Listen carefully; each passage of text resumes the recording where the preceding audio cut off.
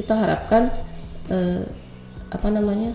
Bapak Ibu teman-teman yang melaksanakan fungsi entah investigasi atau kajian, bahkan nggak cuma investigasi, semua pegawai KPPU setidaknya memiliki kemampuan untuk membaca algoritma untuk digital forensik, digital computing atau sesuatu seperti itu. Persaingan sehat, sejahterakan rakyat.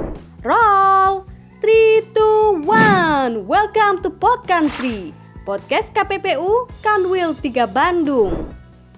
Halo sobat kompetisi, pemirsa Pod Country, podcast KPPU Kantor Wilayah 3 Bandung, dimanapun Anda berada. Assalamualaikum warahmatullahi wabarakatuh. Bertemu lagi dengan saya Aru Armando, Kepala Kantor Wilayah 3 KPPU Bandung, selaku host di sini. Dan hari ini kita kedatangan tamu yang spesial. Beliau adalah Ibu Solihatun Kiptiah. Saya biasa memanggil Mbak Soli. Beliau ini adalah Kepala Unit Pelaksana Pendidikan dan Pelatihan Sekretariat KPPU, Komisi Pengawas Persaingan Usaha Republik Indonesia.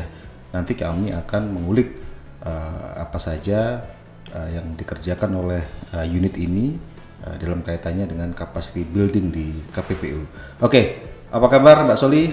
Kabar baik Mas Aru. Sehat ya? Insya Allah. Alhamdulillah. Mbak Soli mungkin bisa disapa itu, sobat kompetisi, pemirsa Pod Country dimanapun berada. Oke. Selamat siang sobat kompetisi Pod Country dimanapun berada. Ini saya diberi kehormatan oleh Mas Aru nih untuk ikutan masuk studio. Nanti saya pikir studio foto, ternyata studio podcast gitu. Oke, Mbak Soli, terima kasih sudah hadir sekali lagi. Nah, seperti yang tadi saya sampaikan di pembukaan ya, mungkin bisa diceritakan sebenarnya tugas dari unit ini, ya, unit pelaksana pendidikan dan pelatihan KPPU ini apa sih? Oke, secara singkat ya Mas Aru, kalau sesuai namanya ya, pelaksana pendidikan dan pelatihan, pastinya kami mempunyai tugas dan tanggung jawab untuk melaksanakan peningkatan kapasitas dan kompetensi para pegawai KPPU dimanapun berada, maksudnya yang kanwil maupun yang di pusat, dan juga mungkin kita pegawai itu juga nggak hanya level pegawai tapi struktural juga. Nah, nanti kita akan bagi kegiatan pendidikan dan pelatihan itu, ada yang fungsional, ada yang penunjang, ada yang teknis, dan juga ada yang diklat pimpinan atau struktural. Oke, kalau kita amati ya, kita melihat bahwa KPPU ini kan sudah membuat semacam MOU ya, Memorandum of Understanding atau nota kesepahaman dengan lembaga-lembaga di luar KPPU yang tentunya terkait dengan tugas KPPU. Nah, apakah juga ada kerjasama dengan lembaga-lembaga ini? Tentu yang terkait ya. Pastinya kita ada. Sementara ini yang kita untuk pelatihan ya, kita yang intens itu ada pelatihan yang bersifat investigasi misalnya. Itu dengan Diklat Reserse Polri. Kita juga punya PKS khusus dengan Lemdiklat Polri untuk kegiatan pelatihan salah satunya ya. Dan kita juga sedang jajaki pelatihan lain, misalnya nggak cuma dalam negeri tapi juga dengan luar negeri. Karena pada prinsipnya isu persaingan usaha ini sesuatu yang di Indonesia itu hanya KPPU yang lembaga negara yang melaksanakan tugas seperti ini ya, untuk persaingan usaha ya. Betul. Dan sobat kompetisi, pemirsa Pod Country, informasi tambahan yang dapat kami sampaikan, beliau ini Mbak Soli ini adalah staf KPPU yang mempunyai pengalaman cukup lama di luar negeri, di Jepang ya khususnya ya. Berapa tahun di Jepang ini Mbak Soli? Hampir 4 tahun. Hampir 4 tahun ya, karena kita tahu bahwa Jepang itu juga punya otoritas persaingan usaha seperti KPPU, namanya adalah JFTC ya, Japan Fair Trade Commission.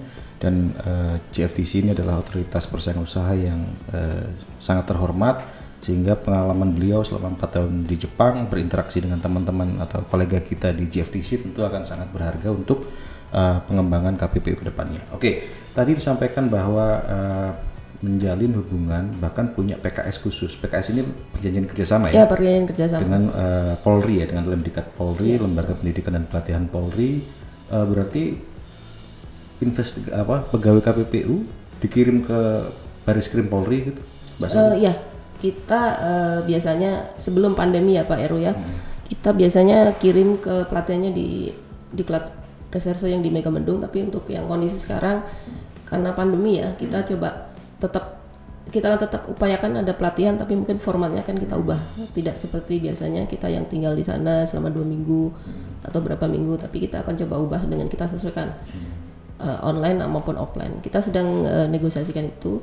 Di sisi lain kita juga upayakan bagaimana caranya agar kegiatan peningkatan kompetisi teman-teman pegawai KPPU dan juga Bapak Ibu pejabat di KPPU tetap terjaga, apalagi kita tahun 2019 rekrutmen pegawai baru juga Pak Aru, itu juga harus kita pikirkan misalnya karena dari hasil diskusi dan obrolan itu ternyata banyak dari teman-teman yang merasa memang perlu harus ditingkatkan kompetensinya. Kompetensinya nggak cuma di persaingan usaha, bahkan teknis pun kita akan siapkan. Jadi kalau di KPPU nggak usah kaget kalau Pak Aru dari Fakultas Hukum misalnya.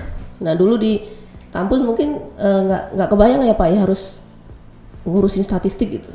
Betul. Nah di KPPU mau di fakultas apapun kita siapkan untuk bisa belajar statistik misalnya. Oke, menarik ya, dikirim untuk belajar di Bareskrim Polri ya, Pusdikreskrim Polri. Sebenarnya apa sih latar belakang dan tujuannya sehingga KPPU perlu mengirimkan stafnya ke sana gitu? Oke, salah satunya mungkin karena kita bicara pengalaman ya Pak ya, pengalaman dalam hal investigasi dan di Polri sendiri juga ada divisi khusus investigasi ekonomi kan. Itu satu. Yang kedua juga mungkin kita harus lihat bahwasanya penyidik PPNS dari institusi lain pun pelatihannya di Bareskrim. Ya, itu kita juga salah satu cara untuk networking juga sebenarnya. Jadi sebenarnya tujuannya adalah supaya meningkatkan kemampuan atau kapasitas dari staf KPPU ya, supaya mempunyai kualifikasi yang mumpuni ya. Betul. Untuk melakukan investigasi, dan salah satu yang dilakukan adalah langsung belajar kepada ahlinya yang dalam hal ini adalah pihak Polri. Ini rutin dilakukan nih Mbak Soli? Ya rutin, dan setiap tahun kita selalu usahakan ada.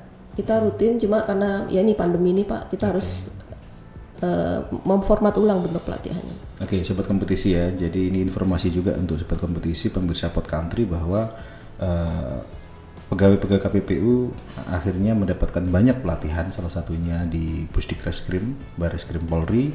Tentu saja dalam upaya untuk meningkatkan kapasitas supaya mempunyai kualifikasi yang mumpuni ya dalam melaksanakan tugas dan kewenangannya. Jadi ini sangat luar biasa, sehingga nanti dalam proses pelaksanaan tugas-tugasnya pegawai dari KPPU mampu melaksanakan tugas pokok dan fungsinya sesuai dengan tentu saja kewenangan yang dimiliki oleh KPPU.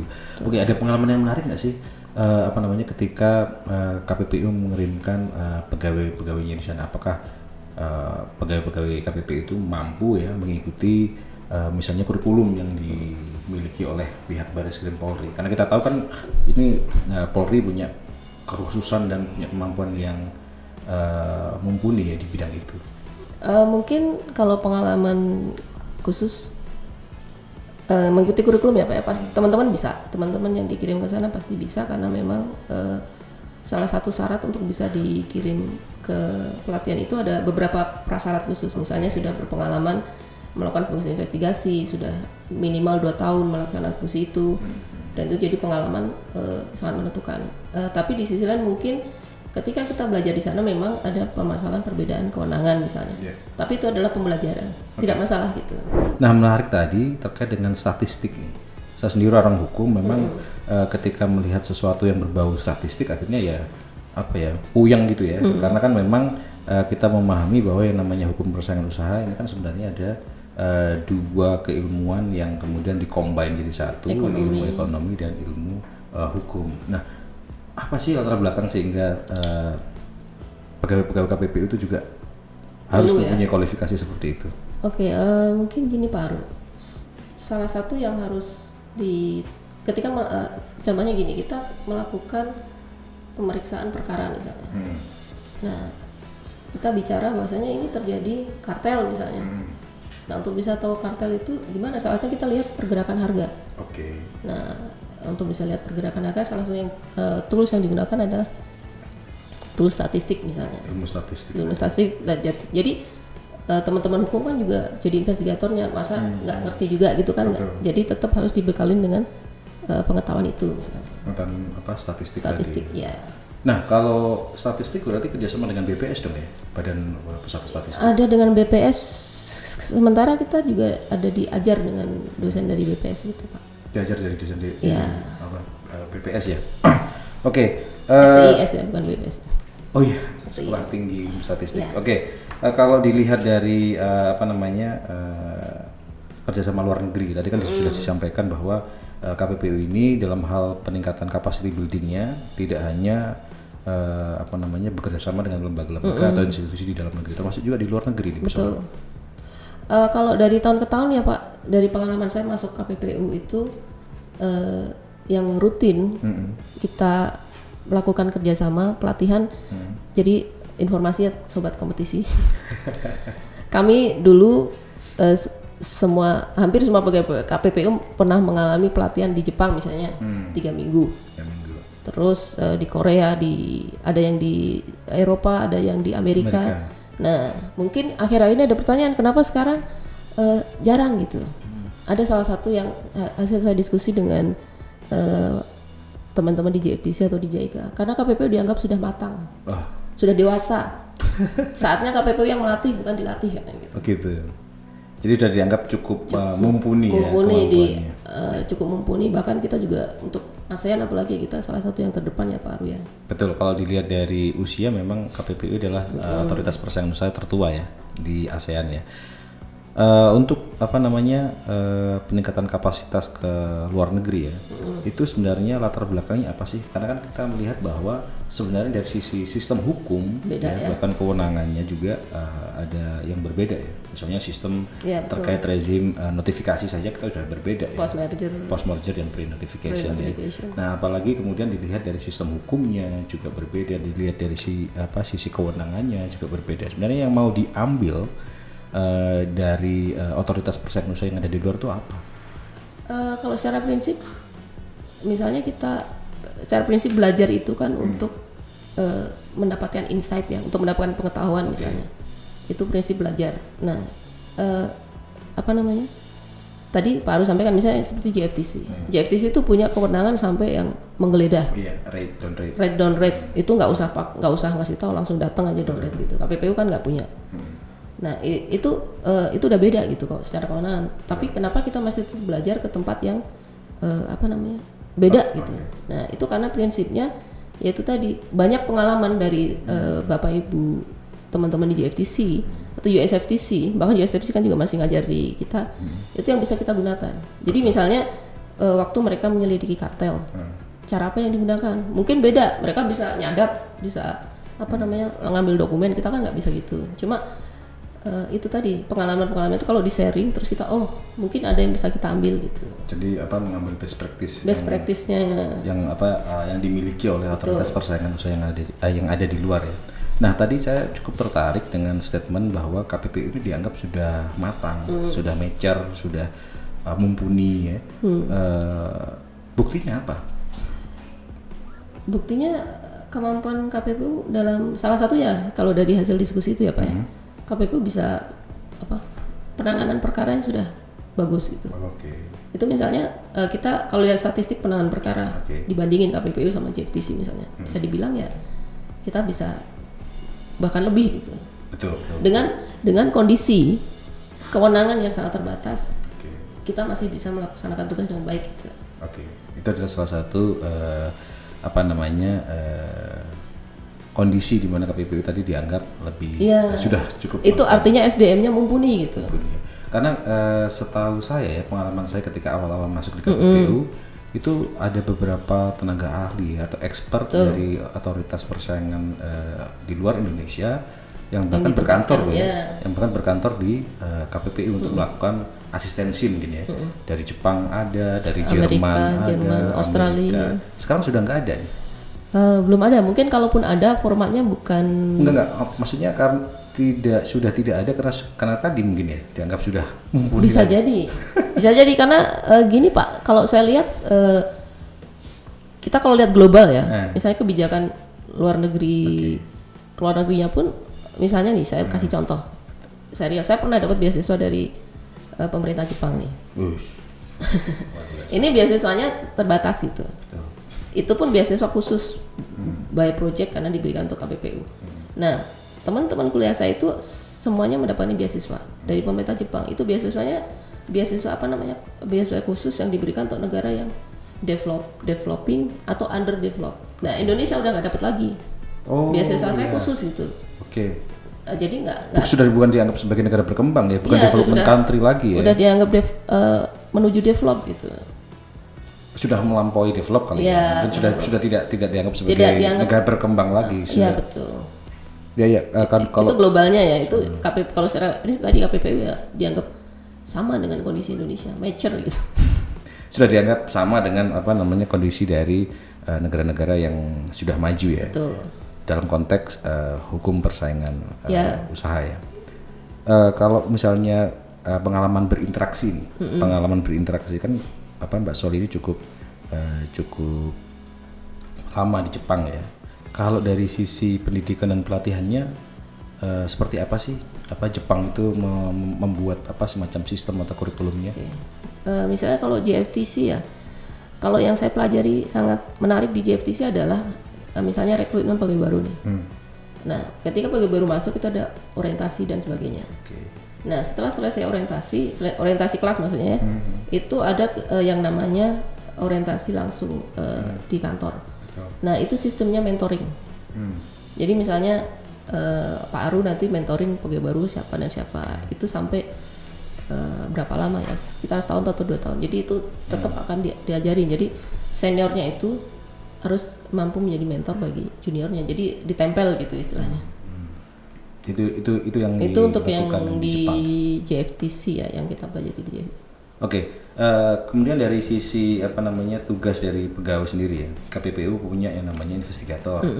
Kasus-kasus yang ditangani KPPU ini kan bisa dikatakan adalah kasus-kasus high profile ya. Jadi sobat kompetisi, kasus yang ditangani KPPU itu adalah kasus high profile, kasus yang menyangkut nilai yang luar biasa ya, nilai yang bahkan bisa nilainya triliunan rupiah, atau kasus yang terkait dengan orang atau badan usaha yang punya kekuatan yang cukup kuat ya, modal besar atau pejabat misalnya. Nah, ketika menghadapi kasus-kasus seperti ini, tentu akan banyak tantangan ya yang dihadapi oleh investigator. Apakah misalnya nih ya, misalnya investigator KPPU diajari untuk bela diri nggak sih misalnya? Atau dibekali dengan senjata misalnya? Kalau senjata mungkin nggak ya Pak ya? Enggak ya? Bela diri mungkin sedikit lah. Saya ingat kemarin cerita dikit nih. Kemarin yang teman-teman yang angkatan 2019 itu pelatihannya kebetulan kita kerjasama dengan TNI AD. Oke. Nah, salah satu yang saya ingat sekali itu saya minta ada pelatihan bela diri ringan. Oke. Bela diri praktis. Ya, bela diri praktis gitu. Itu di sela-sela orientasi. Oh gitu. Itu memang saya pikir karena KPPU memang kita belum pernah secara langsung ya ada pelatihan itu. Saya selipkan aja di orientasi itu. Jadi diajarkan juga ya, walaupun bela diri praktis ya. Iya, tapi ya itu tadi mungkin basic tapi setidaknya diajarkan. Diajarkan untuk sebagai bekal pegawai KPPU. Kalau senjata kan kita nggak punya izin Pak. Mungkin senjatanya doa ya. Karena memang kalau kita lihat untuk aparat penegak hukum ya, aparat penegak hukum di Indonesia itu kan memang diberikan kewenangan ya untuk dibekali dengan senjata untuk sebagai perlindungan diri dalam pelaksanaan tugas-tugasnya. Next time atau ke depan upaya atau ada rencana untuk itu nggak sih? Kalau misalnya investigator dibekali pistol, kalau misalnya dihadang oleh, ya kan siapa tahu ya, karena kasus-kasus yang ditangani KPPU itu kasus-kasus yang luar biasa, sehingga upaya intimidasi itu kan juga tidak menutup peluang terjadi dialami oleh investigator KPPU gitu. Kalau kami dari Diklat karena senjata itu hubungannya dengan izin dan kewenangan ya, mungkin kami sendiri belum bisa bilang direkomendasikan atau tidak. Cuman tadi yang disampaikan Pak Aru misalnya bela diri, itu saya rasa memang harusnya ada sedikit banyak ada pelatihan itu kan. Yang Pak Aru kan ikut kendo, ikut kendo, kempo segala macam ya Pak ya. Nah itu mungkin kalau bela diri dengan fisik mungkin saya rasa nggak, kenapa tidak dicoba gitu. Oke. Kemudian dalam hal capacity building, ada nggak sih target-target yang ditentukan ya oleh Mbak Soli supaya nanti KPPU itu punya kualifikasi tertentu misalnya? Iya. Itu kan kalau misalnya auditor itu kan ada, Betul. kalau nggak salah ada kelas-kelasnya ya? Iya. Kalau itu kita susun Pak Aru, jadi misalnya nih sebagai contoh itu ada namanya diklat fungsional, fungsional dasar gitu. Jadi karena diklat itu kan berjenjang ya sifatnya. Misalnya baru masuk orientasi, dan semua diklat yang sifatnya harus menentukan posisi, menentukan jabatan misalnya, itu kan ada tesnya, ada skornya. Itu misalnya fungsional dasar, ada fungsional dasar 1, 2. Jadi teman-teman di situ akan belajar tentang dari hukum, ekonomi sampai semua aspek tentang KPPU, kebijakan publik juga. Oke. Nah, kualifikasi apa yang diperlukan? Misalnya tadi yang teman-teman dari non hukum belajar tentang hukum persaingan usaha. Teman-teman yang dari hukum, teman-teman dari hukum pun banyak yang masih mau belajar lagi gitu. Oke. Memperdalam ya? Memperdalam karena ternyata waktu kuliah saya jurusannya bukan hukum bisnis Bu gitu. Saya jurusannya misalnya hukum tata negara, HTN misalnya. Nah itu pun teman-teman hukum masih ada yang mau belajar lagi. Terus yang misalnya yang teman-teman ekonomi, teman-teman hukum juga belajar tentang statistik ekonomi persaingan usaha. Jadi nggak heran kalau teman-teman hukum ini kok dulu kuliah nggak ada saya pakai kurva-kurva gini gitu. Sekarang ada kurva. Terus banyak main Excel atau main statistik gitu. Jarang kan anak hukum katanya menguasai itulah kemudian kita akan berikan kepada teman-teman, nggak cuma hukum ekonomi, karena di KPPU mungkin sobat kompetisi perlu tahu ya Pak Aru ya, jurusan yang diterima bukan hanya hukum dan ekonomi. Jadi multidisiplin ilmu dan semuanya kembali kepada teman-teman, karena kita kasih bekal sama, pelatihannya sama. Pelatihannya sama, dari orientasi pun pelatihannya sama, jadi kemampuan Anda menyerap, kemampuan Anda belajar itu yang menentukan kedepannya Anda jadi apa dan bagaimana gitu. Oke, kalau kita dulu sekolah itu selalu ada kalimat yang menarik ya, lucu-lucuan ya. Jadi posisi menentukan prestasi. Seperti itu. Oke, tadi saya mau kembali lagi tuh soal anggapan bahwa pegawai KPPU ini sudah dianggap mature ya, sudah dianggap matang, sudah dianggap mumpuni ya. Saya kok masih harus membuktikan itu ya. Supaya kalau sobat kompetisi juga yakin bahwa pegawai KPPU punya kualifikasi yang mumpuni.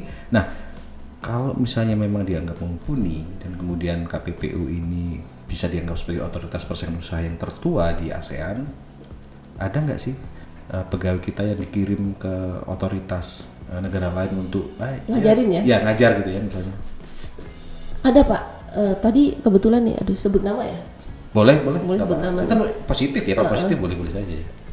Sebagai contoh nih, kita contoh aja, misalnya Pak Hilman dikirim ke Kamboja untuk Pak Hilman Pujana ya, Kepala Kanwil 6 ya, itu kolega saya. Beliau adalah Kepala Kantor Wilayah 6 KPPU Makassar ya. Nah itu beliau dikirim ke Kamboja untuk quote and quote mengajarin gitu, sharing lah ya, diskusi dengan teman-teman di sana. Transfer of knowledge gitu. Salah satu contohnya gitu. Oke, karena memang di edisi podcast kita sebelumnya ya, kita sempat menghadirkan Pak Sekjen ya, Pak Charles Panji Dewanto, dan memang beliau menginformasikan di edisi podcast tersebut bahwa memang hampir setiap tahun tuh banyak permintaan dari otoritas persaingan usaha di ASEAN terutama yang meminta supaya KPPU mengirimkan ahlinya ya, tenaga ahlinya untuk memberikan tadi ya insight sharing pengalaman atau bahkan transfer of knowledge untuk otoritas-otoritas tersebut. Jadi memang itu ya ada ya yang memang dikirimkan sebagai semacam perbantuan lah ya, kepada otoritas yang lain. Nah, ketika dikirimkan nih ya, pertanyaannya, mereka puas nggak sih? Kalau yang saya dengar sih puas Pak. Ini saya boleh cerita dikit nih. Oke, iya benar. Silakan. Saya out of the topic sedikit ya. Kebetulan ada temen lah dulu dari Kamboja itu yang sempat ngobrol dengan saya. Oke. Apakah Kamboja itu perlu otoritas persaingan usaha? Saya tanya kenapa gitu. karena skala ekonomi kita kecil, penduduk kita aja cuma 6 juta. Kamboja. Nah itu pertanyaan dari teman yang kebetulan bekerja di institusi pemerintah yang berurusan dengan ekonomi dan hukum. Nah terus saya bilang kenapa tidak? Toh kedepannya tidak mungkin, kan ini kan ASEAN itu salah satu wilayah yang akan terus berkembang gitu. Diskusi-diskusi seperti itu, terus ya udah kita kalau gitu kita belajar dari Indonesia. Salah satu yang akan dipelajari adalah di Indonesia. Waktu itu teman saya ini belajar di Indonesia, maksudnya dia ke KPPU untuk diskusi gitu. Ya, ini Pak Hilman mungkin memberi insight. Kalau dari yang saya dengar sih puas Pak. Halo Pak Hilman. Ya karena ini perlu ditanyakan ya kan. Kalau misalnya dianggap mumpuni kemudian dikirimkan kan perlu ada penilaian juga. Ada evaluasi bahwa ternyata tenaga ahli yang dikirimkan itu memang betul-betul membuat semacam perubahan atau ada hal-hal positif yang dibawa untuk kemajuan otoritas persaingan itu. Dalam hal ini adalah pemerintahan Kamboja. Kalau misalnya nggak puas Pak, berarti setiap tahun nggak ada yang permintaan lagi tuh. Kalau repeat order kan berarti puas. Jadi nambah terus ya. Oke, Bu Soli, kalau misalnya kita melihat pengalaman KPPU sudah 20 tahun ya. Sudah 20 tahun. Ada tidak misalnya visi dari unit yang Mbak Soli komandani ya, unit pelaksana pendidikan dan pelatihan untuk menuju ya capacity building ke arah misalnya otoritas yang lebih maju lagi ya, misalnya untuk USFTC di Amerika atau European Commission di Eropa misalnya. Terima kasih Pak Aru. Mungkin secara kelembagaan ya Pak Aru ya, kita berharap di unit diklat ini menjadi pusdiklat. Jadi semacam Center of Excellence gitu. Center of Excellence KPPU. Of Competition Policy, Law and Competition Policy.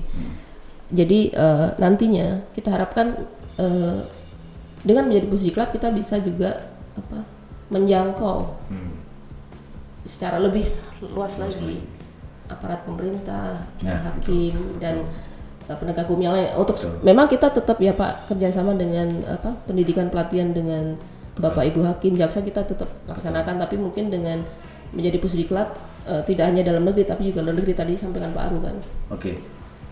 Ada repeat order. Jadi kita akan jadi tempat rujukan untuk belajar hukum persaingan usaha.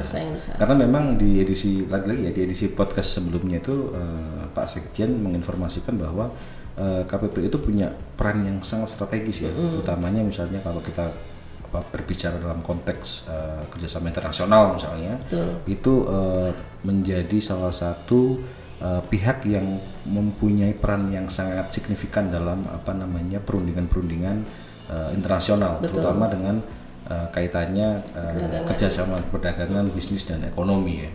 Nah, itu nanti arahnya ke sana ya, pusdiklat ini ya. Itu salah satu arahnya Pak. Di sisi lain juga kita kasih contoh ya Pak ya, misalnya pengambilan kebijakan oleh institusi lain.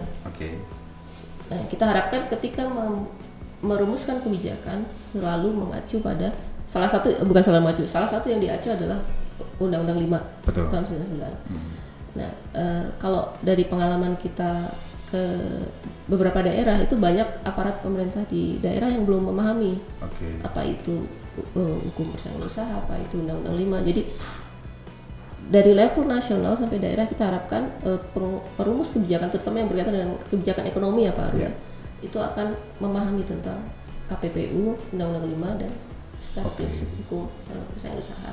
Jadi semangatnya adalah ini sesuai dengan salah satu tugas utama KPPU ya, terkait dengan memberikan saran dan pertimbangan kepada pemerintah. Pemerintah dalam hal ini bisa pusat maupun daerah ya, sehingga dalam proses pemerintah baik pusat atau daerah membuat regulasi misalnya. Betul, membuat regulasi dan peraturan itu bisa sesuai dengan koridor-koridor atau prinsip persaingan usaha yang sehat.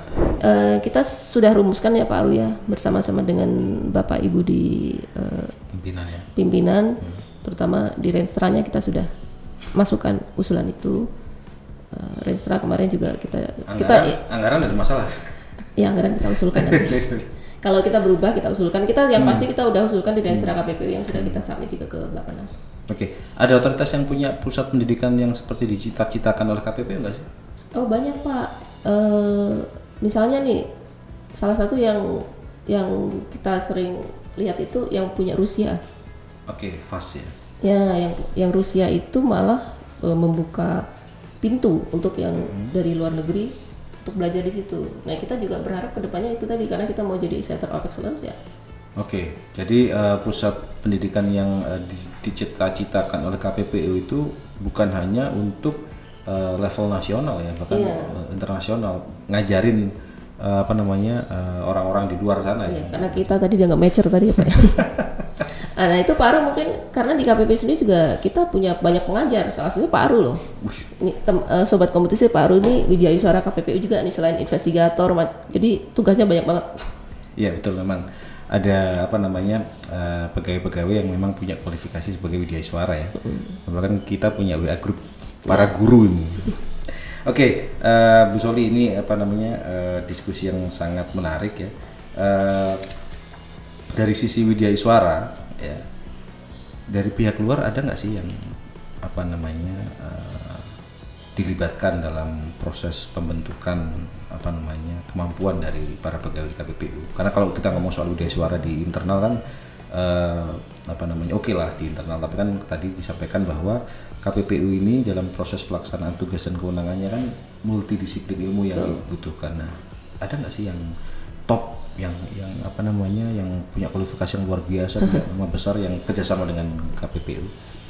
Kalau kerjasama mungkin karena kita punya MOU juga ya Pak ya. Jadi kalau secara khusus ngajarin wijaiswara gitu enggak mungkin, tapi lebih misalnya Pak Aru kita libatkan di kegiatan pelatihan, misalnya pelatihan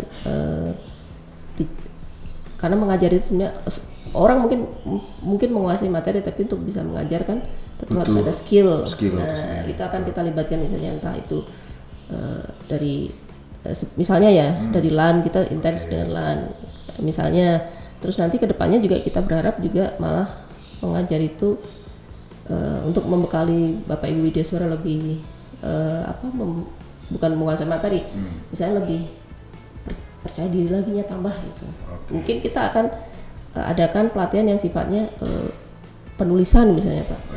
Karena menulis modul, Bapak teman-teman sobat kompetisi nih, Bapak Ibu wijaiswara itu rata-rata juga menulis modul, dan modulnya tuh Pak Aru juga nih, modulnya juga sangat luar biasa. Nah, mungkin kedepannya kita bisa lebih intens kan Pak, bagaimana cara presentasi, bagaimana penulisan modul yang baik, dan kita juga harapkan nih kedepannya kita punya jurnal sendiri juga. Punya jurnal sendiri ya. Nah, kalau dari sisi usia dari pegawai KPPU yang khususnya terlibat dalam proses-proses penegakan hukum ya, proses-proses menjalankan tugas dan fungsinya lah ya, itu rata-rata masih milenial ya? Yang milenial mungkin yang angkatan 2019 dan 2016 mungkin milenial. Yang kalau kita sekarang kan kita sudah ngomong soal era digitalisasi dan macam-macam, tentu banyak hal yang ya katakanlah orang-orang yang tanda kutip cukup senior kan perlu adaptasi ya. Betul. Nah, unitnya Mbak Soli ini sudah menyiapkan itu nggak sih supaya kita yang ya tanda petik senior ini bisa mengikuti perkembangan gitu? Nah itu Pak Aru, ini menarik. Ini saya intens diskusi dengan sebut nama ya, salah satu dengan Pak Deswin nih, dari Kepala Biro Humas dan Kerjasama. Pak Deswin Nur ya? Ya Pak Deswin Nur. Bagaimanapun salah satu yang sekarang eranya adalah digital ekonomi. Betul. Salah satu yang kita ingin pelajari itu misalnya quote and quote digital forensik contohnya. Atau sebagai contoh misalnya kita pernah ada perkara yang membutuhkan keahlian untuk membaca algoritma. Nah itu juga kita harapkan Bapak Ibu teman-teman yang melaksanakan fungsi entah investigasi atau kajian, bahkan nggak cuma investigasi, semua pegawai KPPU setidaknya memiliki kemampuan untuk membaca algoritma untuk digital forensik, digital computing atau sesuatu seperti itu. Nah, saya sempat berdiskusi dengan Pak Deswin dan waktu itu kita sepakat mungkin kita bisa minta bantuan dari USFTC yang punya pengalaman di situ atau JFTC. Misalnya JFTC itu saya sempat baca pernah membuat paper tentang digital kartel misalnya Pak. Oke. Dan itu sampai tahap apa nih? Tahap untuk katakanlah kerjasama dengan USFTC? Kita diskusikan karena masih di KLN ya Pak ya. Jadi ini ada cerita. Jadi masih proses pembahasan di internal. Ya, karena memang dengan kondisi COVID ini agak-agak repot ya. Kita sempat menjadwalkan pelatihan itu bulan Maret. Tapi karena kondisi COVID ya sudah ini memang harus ditunda. Itu saya ingat kok, itu udah dijadwalkan tanggalnya juga, cuma ditunda karena kondisi COVID. Itu akhirnya menjawab pertanyaan saya di episode Pod Country sebelumnya ya, ketika saya menanyakan kepada salah satu tamu kita terkait dengan kemungkinan untuk menggunakan AI atau artificial intelligence dalam proses penegakan hukum ya, dalam proses penanganan perkara, karena memang saya cerita lagi nih ya, ada beberapa negara yang bahkan sudah mengimplementasikan itu ya, tapi bukan untuk persaingan usaha ya. Di kasus-kasus korupsi ya, tindak pidana korupsi, China itu sudah menggunakan AI dalam hal enforcementnya, penegakan hukumnya maupun untuk pencegahannya. Nah, artinya ini pertanyaan saya terjawab nih hari ini bahwa KPPU bahkan sudah menyiapkan untuk berdiskusi dengan otoritas yang memang punya pengalaman di bidang itu. Nah, pertanyaannya adalah Amerika memang sudah pernah menggunakan itu dalam proses penegakan hukumnya ya? Ada Pak, ada perkara yang seingat saya itu saya lupa perkaranya, tapi ada sudah melakukan itu. Karena mereka ya itu tadi mungkin karena digital kartel tadi yang disampaikan. Itu kalau digital kartel itu di JFTC ya. Di JFTC. Ada paper yang saya baca itu sudah bicara digital kartel, dan juga misalnya perkara e-commerce juga sudah mulai banyak kan. Betul. Karena memang saya juga pernah membaca bahwa ada salah satu pelaku usaha ya. Itu ketika ditanya soal mekanisme pembentukan harganya, ketika dia menentukan harga jual untuk produknya, baik barang dan atau jasa, itu dia sudah menggunakan algoritma. Nah, artinya ketika memang pelaku usaha saja sudah mengarah ke sana, tentu sebagai otoritas pengawasnya kita harus bisa juga ya. Nah, KPPU juga harus bisa supaya tidak ketinggalan ya dengan pelaku usaha. Jadi ya alhamdulillah nih pertanyaan saya terjawab, dan pertanyaannya lagi-lagi terkait dengan kesiapan KPPU. Bagaimana nih kesiapannya yang akan dilakukan oleh Unidiklat supaya kita bisa catch up ke sana gitu? Secara prinsip kita juga sebenarnya nggak cuma yang luar negeri ya Pak ya, untuk misalnya untuk belajar tentang yang digital itu, karena kita tahu juga misalnya Polri juga punya divisi cybercrime kan. Ada juga Badan Siber dan Sandi. Kita akan coba sempat sih informal kita diskusi. Nah, kita akan ke arah sana juga. Karena kita juga tahu lah di Indonesia juga banyak yang bisa, cuma mungkin secara khusus yang berkaitan dengan persaingan usaha, mau tidak mau memang misalnya pengalaman dari USFTC melakukan pendidikan yang berkaitan dengan digital ekonomi tadi, algoritma dan lain-lain, mungkin itu akan sedikit lebih spesifik gitu. Mungkin kalau secara teknisnya kita juga bisa belajar dari Bapak Ibu yang sudah berpengalaman terlebih dahulu, misalnya di cybercrime, di Badan Cyber Nasional, atau di mungkin Bapak Ibu di TNI gitu. Saya boleh request nggak nih Mbak Soli? Boleh. Nanti kalau ada pelatihan itu saya diikutkan. Pasti. Pasti Pak, pasti. Oke, sobat kompetisi, pemirsa Pod Country dimanapun Anda berada, ini diskusinya sangat menarik, dan satu hal yang membuat saya bersyukur, pertanyaan saya di episode podcast sebelumnya terjawab terkait dengan kesiapan KPPU untuk menggunakan AI dalam proses penegakan hukum atau dalam pelaksanaan tugas dan kewenangan di bidang yang lain ya. Oke, Mbak Soli, terima kasih atas informasi yang diberikan. Mungkin bisa ada semacam closing statement lah untuk sobat kompetisi kita. Oke, sobat kompetisi, pada prinsipnya KPPU selalu berusaha. Tadi mungkin sudah ada yang mengatakan bahwa KPPU mature, tapi kita selalu berusaha untuk meningkatkan kapasitas ya Pak Aru ya. Siap. Nah, itu fungsi Unidiklat kita. Semoga kita bisa menjalankan fungsi untuk membantu peningkatan kompetensi pegawai KPPU dan semua yang ada di KPPU lah. Okay. Nah, di sisi lain juga kami sangat berharap juga masukan ya dari misalnya dari sobat kompetisi, ada masukan saya ketemu pegawai KPPU nih, kayaknya perlu pelatihan khusus tentang ini boleh, itu boleh request lah. Bisa tulis di kolom komentar. Bisa tulis di kolom komentar. Nah, mungkin itu Pak Aru ya, yang pasti belajar itu tidak ada habisnya. Kita tidak akan pernah berhenti belajar gitu. Apalagi dengan ada perkembangan yang terjadi ya, di karena luar dinamis sana. ya Pak ya. Oke. Bahkan di hukum persaingan pun dinamis. Dulu kita misalnya waktu Sherman Act dibentuk itu nggak akan kebayangkan ekonomi jadi digital seperti ini gitu. Betul. Oke, itu aja. Gitu. Terima kasih Mbak Soli, sahabat kompetisi, pemirsa Pod Country dimanapun Anda berada. Terima kasih telah menyimak obrolan kita pada hari ini.